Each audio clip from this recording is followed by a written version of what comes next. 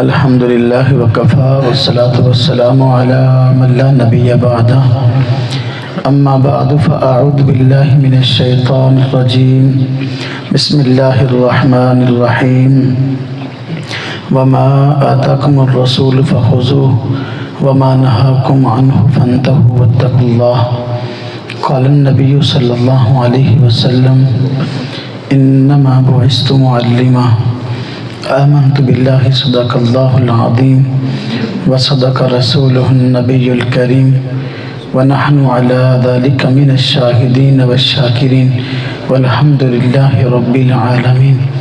ایک مرتبہ سب حضرات درود شریف اللہم صلی علی محمد وعلی آل محمد کما صلیت علی ابراہیم وعلی آل ابراہیم انک حمید مجید۔ اللہم بارک علی محمد وعلی آل محمد کما بارکت علی ابراہیم وعلی آل ابراہیم انک حمید مجید۔ میرے خیال میں جو حضرات باہر تشریف فرما ہیں ان میں زیادہ بچے ہیں، اور بچے طبیعت کے لحاظ سے کمزور ہوتے ہیں، ان کو ٹھنڈ جلدی لگ جاتی ہے، اور جو حضرات اندر برآمدی میں تشریف فرما ہیں یہ بنسبت بچوں کے زیادہ طاقتور ہیں۔ چاہیے یہ کہ اگر جگہ چھوڑ کے قریب تشریف لے آئیں تو بات کی انشاءاللہ سمجھ بھی زیادہ آئے گی اور توجہ بھی زیادہ رہے گی، انشاءاللہ اجر اور ثواب بھی زیادہ ہوگا۔ اس لیے کہ اگر بات سننے میں بیٹھے ہیں تو تھوڑی بہت ٹھنڈ بھی لگے گی، تو دین کی خاطر اگر تھوڑی بہت تکلیف بھی برداشت کرنی پڑ گی، میرے خیال ہے انشاءاللہ اجر میں ثواب میں اضافہ ہو جائے گا۔ قریب قریب ہو کے بیٹھیں، جڑ کے بیٹھیں، ادھر میں مجھے خالی ہے، قریب قریب آئیں، قریب قریب آئیں۔ خصوصی بیان میرا نہیں ہے، خصوصی بیان حضرت کا ہے۔ میں تو حضرت کا بیان سننے کے لیے آیا تھا، تو مجھے حکم ہوا تو میں بیٹھ گیا یہاں، تو اس لیے ان کے بیان سے پہلے تھوڑی سنجیدگی ضرور ہونی چاہیے۔ ہمارے آج کے اس دینی اجتماع کا عنوان ہے مشن رسول صلی اللہ علیہ وسلم۔ موضوع کی مناسبت سے آپ حضرات کی خدمت میں کچھ باتیں عرض کروں گا۔ حضور نبی اکرم صلی اللہ علیہ وسلم اس کائنات میں کیوں تشریف لائے؟ آپ صلی اللہ علیہ وسلم کے اس دنیا میں تشریف لانے کا مشن کیا تھا؟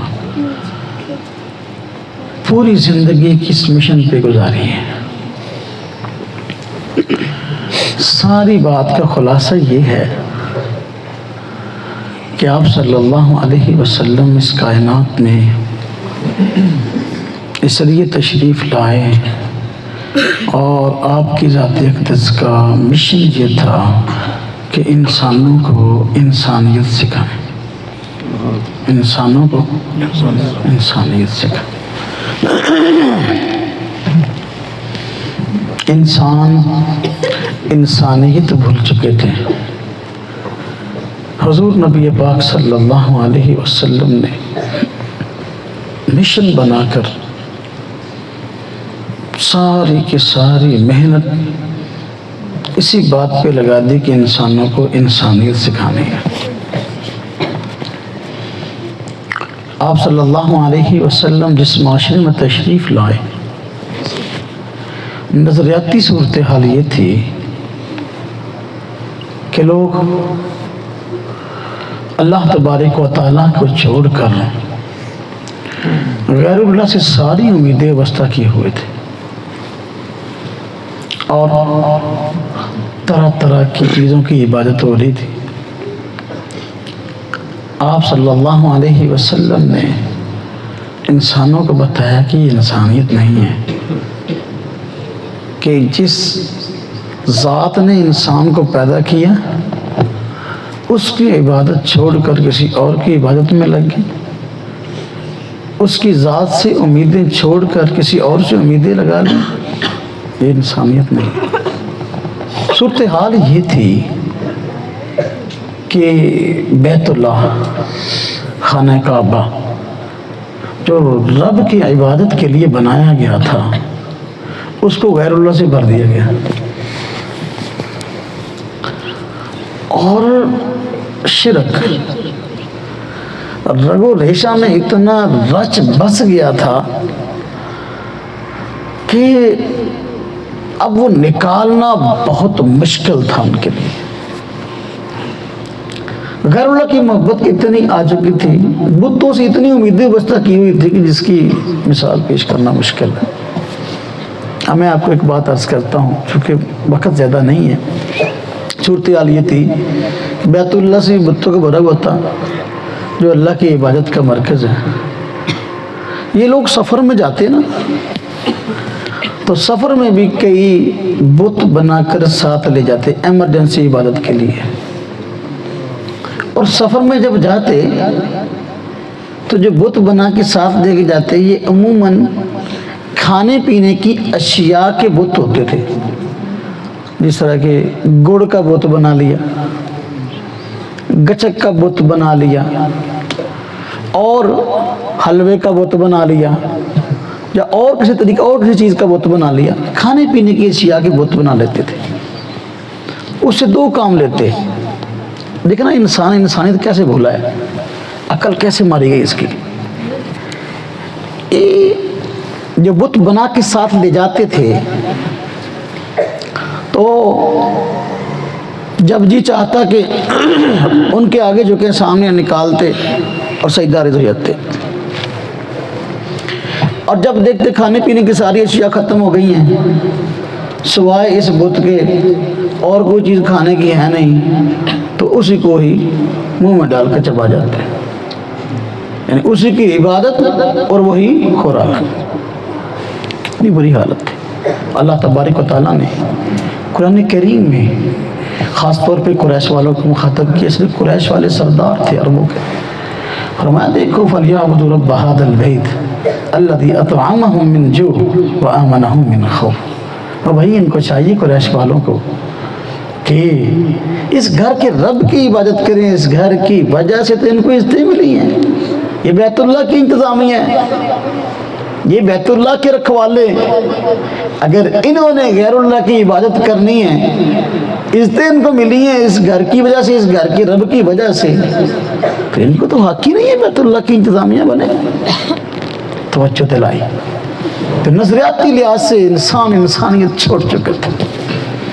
اب دیکھیں کوئی بھی انسان ہے، نظریات کے بعد نمبر اس کی عبادت کا آتا ہے، تو عبادت میں کسی نہ کسی درجے میں نماز کے وہ بھی قائل تھے، لیکن جو ان کی نماز ہے نا، قرآن کریم میں اللہ تبارک و تعالیٰ نے ان کی نماز کا نقشہ کھینچا ہے کہ ان کی نماز کیا تھی۔ فرمایا وما کان صلاتهم عند البیت الا مکاء وتصدیہ، بیت اللہ کے پاس جو ان کی عبادت ہوتی تھی نا وہ سیٹیاں اور تالیاں تھیں، اللہ کے گھر میں بیٹھ کے سیٹیاں مارتے تھے، تالیاں بجاتے تھے، یہ ان کی عبادت تھی، یہ ان کی نماز تھی۔ انسانیت بھول چکا تھا۔ حضور نبی پاک صلی اللہ علیہ وسلم تشریف لا کر انسان کو انسانیت سکھائی ہے۔ اب دیکھیں شرم و حیا یہ انسان کی زینت ہے۔ دوسرے جانوروں سے انسان کا امتیاز یہ ہے کہ انسان شرم و حیا اپنے اندر رکھتا ہے، اپنے ننگ کو چھپانا زینت سمجھتا ہے، یہ انسان کی خوبی ہے۔ اگر انسان اپنے ننگ کو اتار اپنے سطر کو لوگوں کے سامنے ظاہر کر دے، کپڑوں کو اتار پھینکے، تو یہ انسانیت نہیں ہے۔ ان میں انسانیت یہاں تک رخصت ہو چکی تھی کہ بیت اللہ کا طواف ننگے ہو کر کرتے تھے۔ دیکھیں نا گلی بازار میں جانا ہم میں سے کوئی بندہ بھی ننگے ہو کر پسند نہیں کرے گا، لیکن ان کی ذہنی حالت یہ تھی، یہاں تک ان کی تنزلی تھی، یہاں تک وہ انسانیت سے نیچے گر چکے تھے کہ بیت اللہ کا طواف کرتے وقت بھی ننگے ہو جایا کرتے تھے، اپنے تہبند کو کھول کر جو ہے وہ طواف کرتے تھے، اور اس کو ثواب کا کام سمجھتے تھے۔ حضور نبی پاک صلی اللہ علیہ وسلم نے لوگوں کو انسانیت سکھائی اور بتایا بھی اپنے ننگ کو چھپاؤ، خود آپ کا لڑکپن کا واقعہ ہے کہ آپ صلی اللہ علیہ وسلم بیت اللہ کا طواف کرنے کے لیے تشریف لائے تو تہمد مبارک آپ نے باندھا ہوا تھا، باقی لوگ ننگے ہو کر بیت اللہ کا طواف کر رہے تھے۔ تو آپ صلی اللہ علیہ وسلم کو جب انہوں نے دیکھا کہ یہ تو تہمد باندھ کے اپنے سر چھپا کے طواف کر رہے ہیں، تو کسی ایک نے جوش میں آ کر حضور نبی اکرم صلی اللہ علیہ وسلم کا تہمد مبارک کھول دیا۔ آپ صلی اللہ علیہ وسلم پہ اتنا صدمہ طاری ہوا کہ بے ہوش ہو گئے۔ یہ ہے انسانیت۔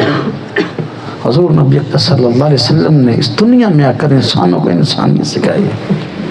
میرے بھائیوں، میرے دوستوں، میرے عزیزوں، وقت زیادہ نہیں ہے، چند ایک باتیں عرض کرنی ہیں اس حوالے سے۔ انسان انسانیت بھول گیا۔ دیکھیں غلاموں کے ساتھ کس قدر برا سلوک تھا، کس قدر کہ ان کو انسان ہی نہیں سمجھا جاتا تھا، اور ہر طرح کا ظلم ان کے ساتھ روا رکھا جاتا تھا۔ حضور نبی پاک صلی اللہ علیہ وسلم نے اعلان فرمایا کہ بھئی غلام اگر اپنے پاس رکھتے ہو تو پھر ان کے حقوق ادا کرو، جو تم خود کھاتے ہو وہ ان کو کھلاؤ، جو خود پہنتے ہو وہ ان کو پہناؤ۔ کوئی بندہ کسی غلام سے ضرورت سے زائد اور اس کی طاقت سے زیادہ بالکل کام نہ لے، آپ نے منع فرما دیا۔ اور غلام، لوگ کہتے ہیں نا یہ اسلام نے غلام بنانے کی بات کی ہے، نہ اسلام نے نہیں کی ہے۔ اسلام آنے سے پہلے ہی لوگ غلام بنایا کرتے تھے، اسلام نے اس کو باقی رکھا برقرار، لیکن آزادی کے لیے بہت سے رستے نکال دیے غلاموں کی آزادی کے لیے، اور ان کے حقوق کی بات کی ہے۔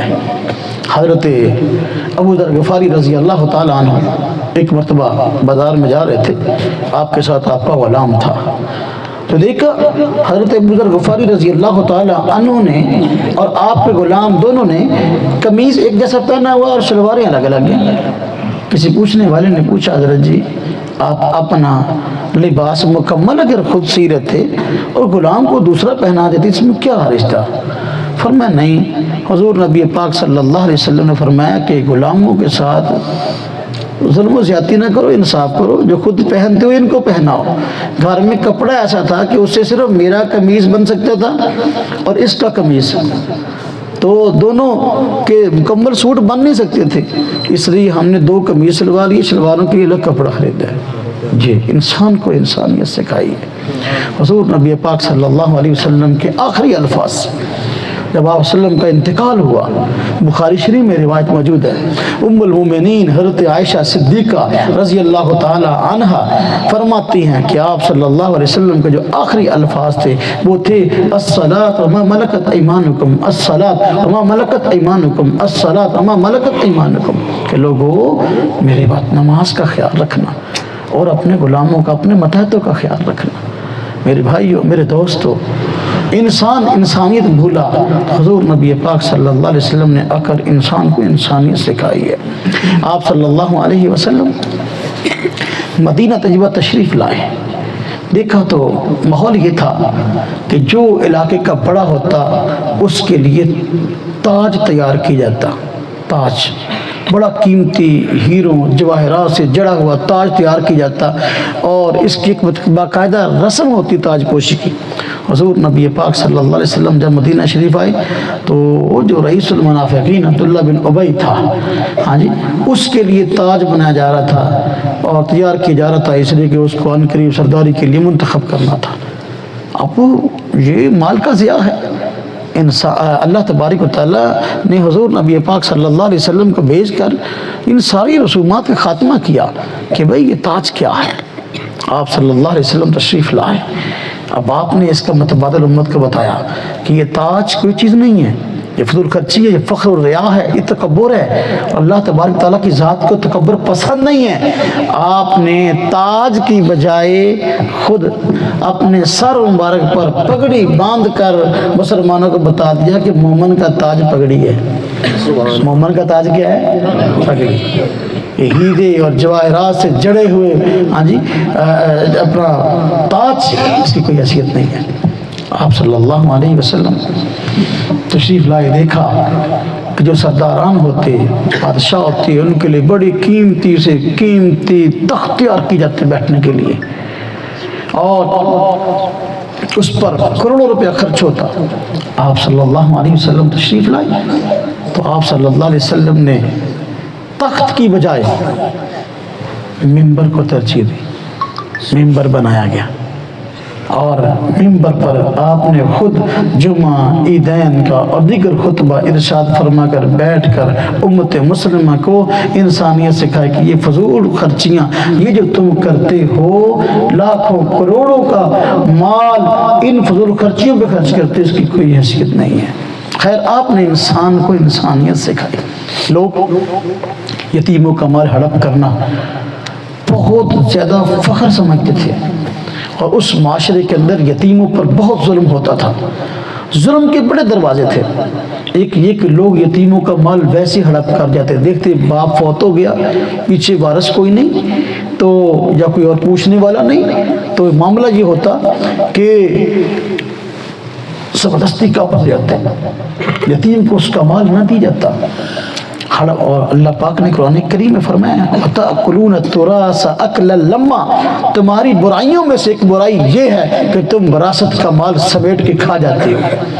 اور یتیم بچیاں جن کے والد فوت ہو جاتے، یتیم بچیاں ظاہر بات ہے اولاد وارث ہوتی ہے باپ کی، یتیم بچیاں وراثت میں اپنے والدین کا کروڑوں کا مال لیتی تو لوگ ان سے اس لالچ میں نکاح کرتے، اس لالچ میں نکاح کرتے کہ کروڑوں روپے کی جائیداد ہمارے ہاتھ آ جائے۔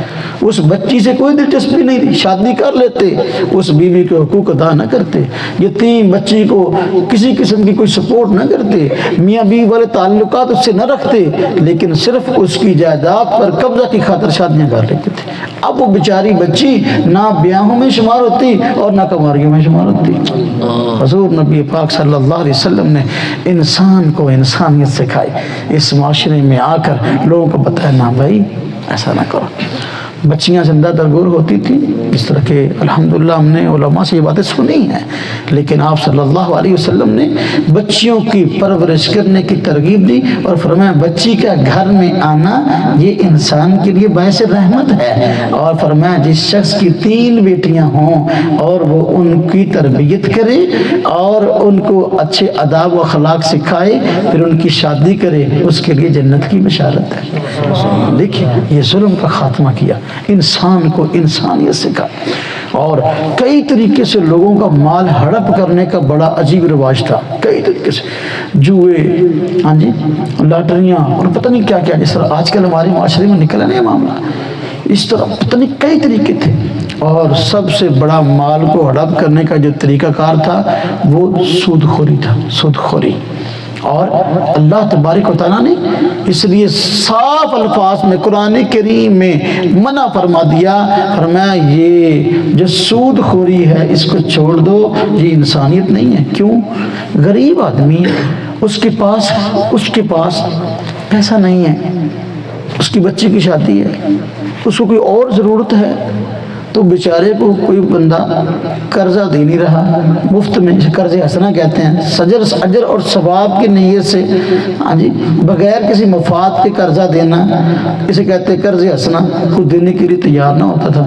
لوگ مفادات کی خاطر قرضہ دیتے، لاکھ روپیہ قرضہ دیا تو واپسی پر 1,10,000 لینا ہے، واپسی پر 1,20,000 لینا ہے، تو یہ ظلم تھا۔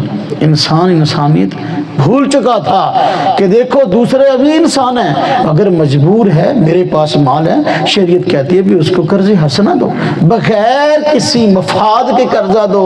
اللہ تبارک و تعالیٰ جو بندہ قرضہ دیتا ہے وہ بغیر کسی مفاد کے، حضور نبی پاک صلی اللہ علیہ وسلم نے اس کو خوشخبریاں سنائی، اس کے لیے گناہوں سے معافی ہے، اس کے لیے جنت کی بشارت ہے۔ سود خوری قرض سود پر دیے جاتے تھے، آپ صلی اللہ علیہ وسلم نے منع فرمایا۔ قرآن کریم میں اللہ تبارک و تعالیٰ نے صاف فرمایا یا ایھا الذین آمنوا لا تاکلوا الربا اضعافا مضاعفا، اے ایمان والو دوگنا چوگنا کر کے سود نہ کھاؤ، سود نہ کھاؤ۔ یہ انسانیت نہیں ہے۔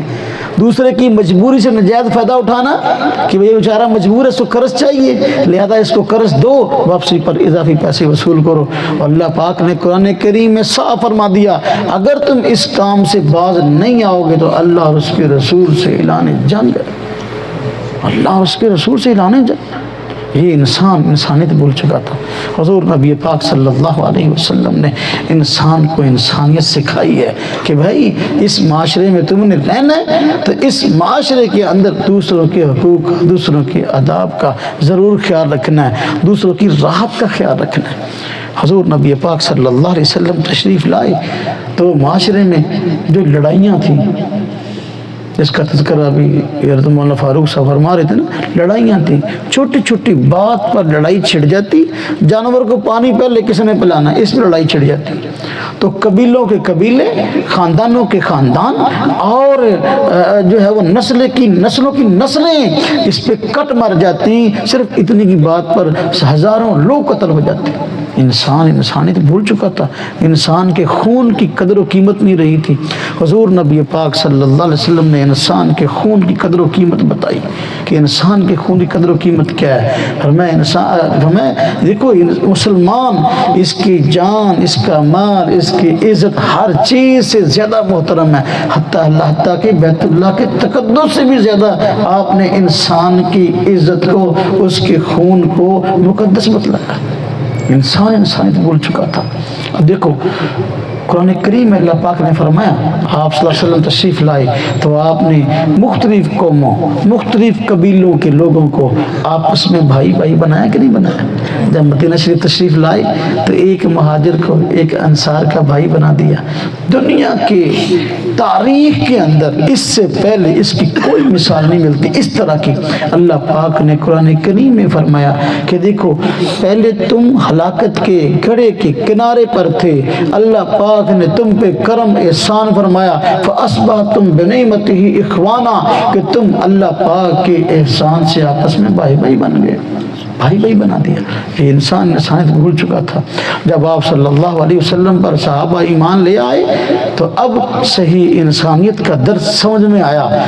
ایسی مثالیں صحابہ کرام نے پھر اس تاریخ کے اندر چھوڑی ہیں، رہتی دنیا تک مثال بن گئی۔ ایک جنگ کے موقع پر کچھ صحابہ کرام زخمی ہو گئے، ایک صحابی ان کے عزیز مل نہیں رہے تھے، انہوں نے ان کو ڈھونڈنا شروع کیا کہ بھائی میرا عزیز مل نہیں رہا، دیکھو کہاں ہے۔ خود بھی ڈھونڈنا شروع کیا، دیکھا تو ایک جگہ پر زخمی پڑے ہیں۔ جب قریب گئے تو انہوں نے پانی مانگا، آخری لمحات تھے، انہوں نے پانی کا انتظام کیا اور پانی جو ہے ان کے قریب کیا، پانی منہ کے قریب لے جانے لگے تو ابھی پیا نہیں تھا، قریب ہی ایک اور زخمی صحابی پڑے ہوئے تھے، انہوں نے پانی مانگ لیا۔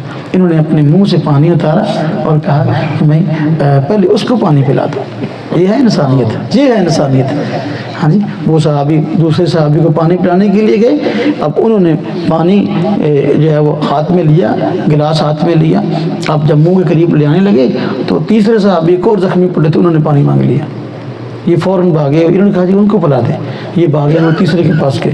جب تیسرے کے پاس گئے تو ابھی پہنچے تھے، دیکھا تو ان کی روح پرواز کر بھاگے ہوئے دوسرے کے پاس آئے، وہ بھی فوت ہو گئے تھے۔